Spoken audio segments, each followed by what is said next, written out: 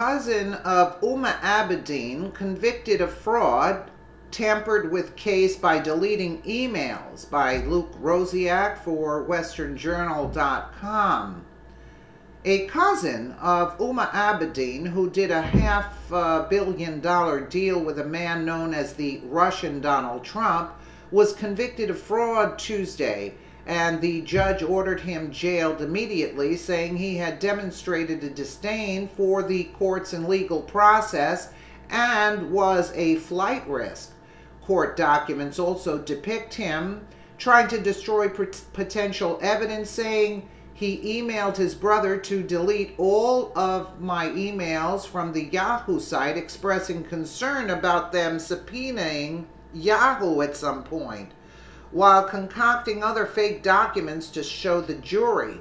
Jurors were barred from hearing a recording of a phone call in which Omar Amanat dropped the name of Abadine, Hillary Clinton's right-hand woman, to a government witness, with defense lawyers saying the remark was irrelevant and unfairly prejudicial, according to the Associated Press.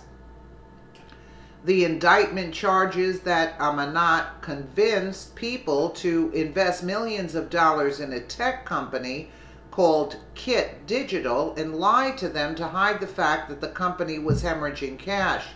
The evidence of their criminal schemes was so overwhelming that Amanat actually tried to fool the jury by introducing fake emails into the record as exculpatory evidence in this trial.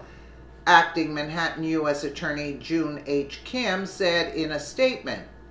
Prosecutors said he purposed millions of dollars of the company's money for his own personal use.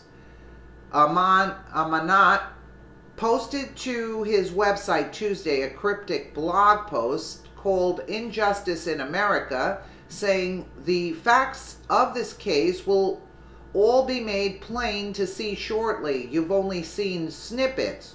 You're only seen what they want you to see. Stay tuned. It was just the latest in a long series of allegations that Amanat had built his riches by lying and gaming the system.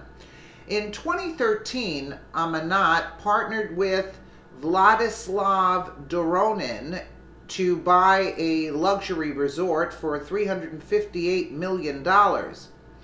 An in-depth 2014 profile in Fortune magazine says Doronin is referred to in the British press as the Russian Donald Trump. Doronin was born in what was then Leningrad before moving to Geneva to work for Mark Rich, a financier who fled the U.S. after being indicted for fraud and trading with Iran and was pardoned by former President Bill Clinton on Clinton's last day in office. Clinton's motive for pardoning Rich on his last day in office was questioned, USA Today reports, because Rich's ex-wife, Denise Rich, was a wealthy Democrat donor who made a $450,000 donation to Clinton's Presidential Library Foundation and more than $100,000 to Hillary Clinton's Senate campaign. The pardon was investigated by the FBI in 2001.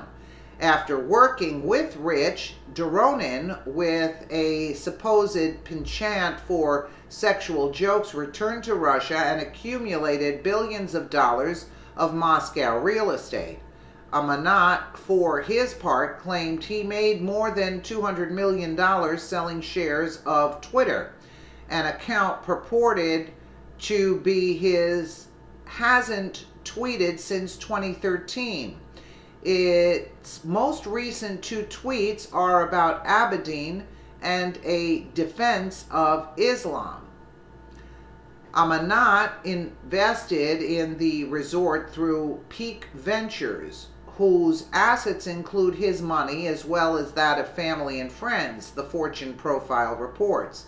But as in past ventures, problems soon emerged. In 2014, Doronin called Amanat a serial swindler and said he forged signatures on documents dealing with millions of dollars.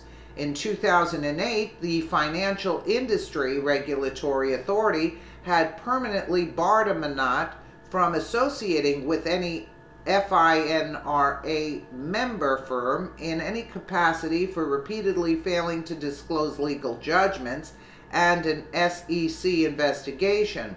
In 2002, he sold a company called Tradescape for $100 million to E-Trade, which charged that Amanat hid that before it was sold, the company had no money.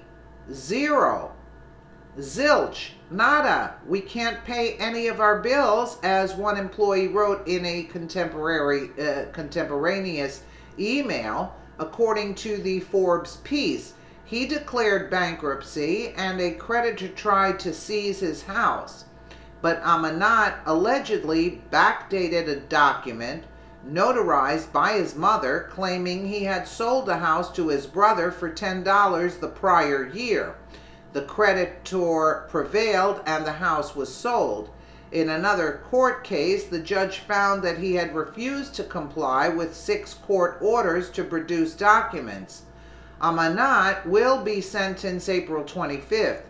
Another cousin of Abadine's, Irfan Amanat, has been also charged with fraud and will be tried separately. He too has a long record of flouting rules.